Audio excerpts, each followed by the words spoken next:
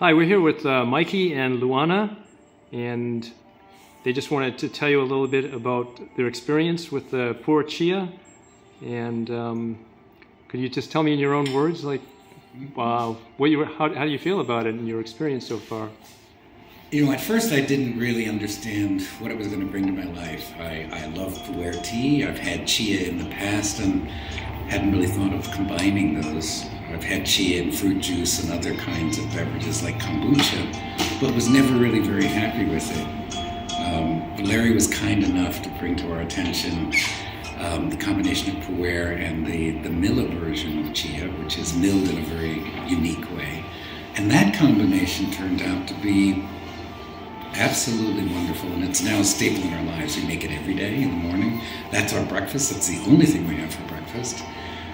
We actually add coconut oil using a bulletproof style coconut oil, and frankly we find it now to be our go-to breakfast whenever we're home. And that takes you to what time? Often till 1, 2 in the afternoon. Sometimes we skip lunch because we are in fact that satisfied. It's we're probably a little more generous with the chia than most people. We put the equivalent of about a tablespoon and a half in 10 ounces of Puer tea, and quite frankly, we're nuts about the stuff. It's great. So I want to thank Larry and Yangsu for bringing it to our attention, because it's been a wonderful addition to our life. And what kind of breakfast did you eat before? We were actually pretty light breakfast eaters in the past, so use that as guidance when it comes to whether this would satisfy you for until 1 or 2 in the afternoon.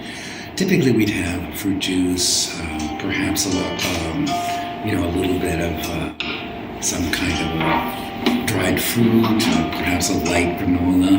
That's what we had for breakfast prior.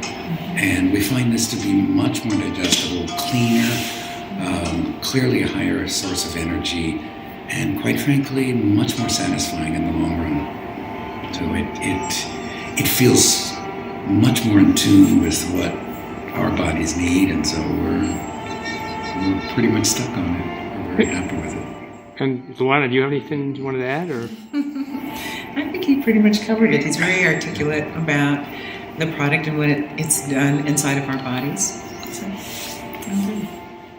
and it's pretty easy for you you think it's easy for most people to prepare, right? Oh, it would be very easy to prepare. I'm lazy. Most people are not very wide awake in the morning, so if it were hard, I wouldn't do it.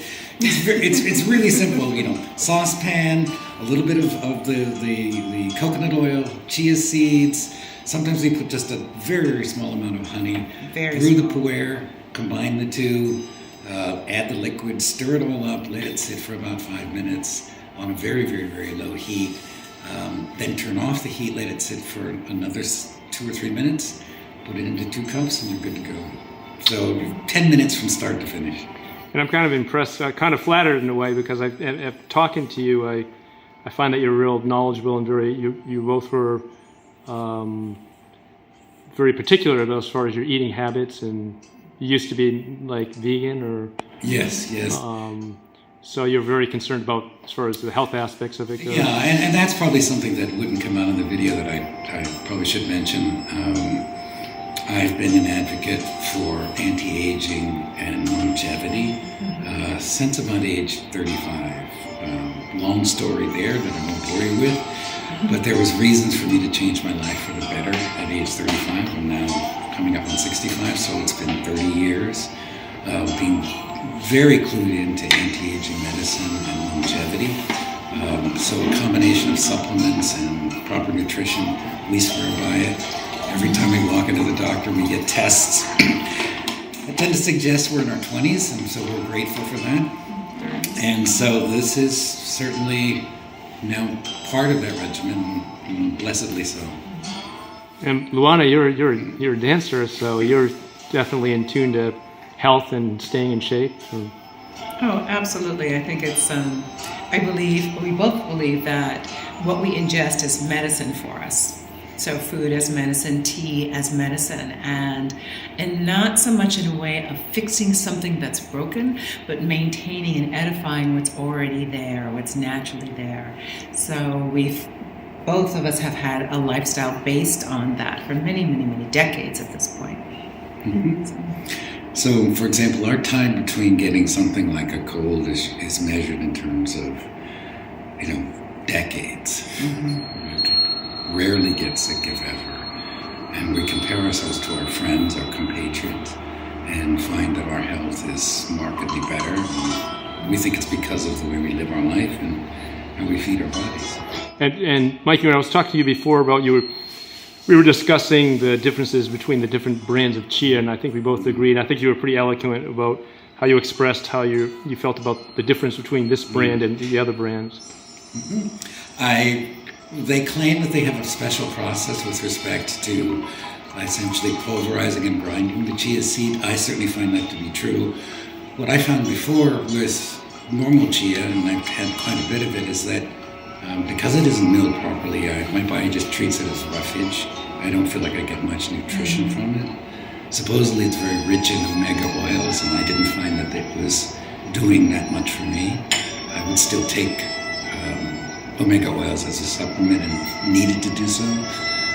That's less the case with the millet process. So I'm stuck on that one alone. Don't want any other brand. You find it softer too, easier on your stomach? Yeah, apparently,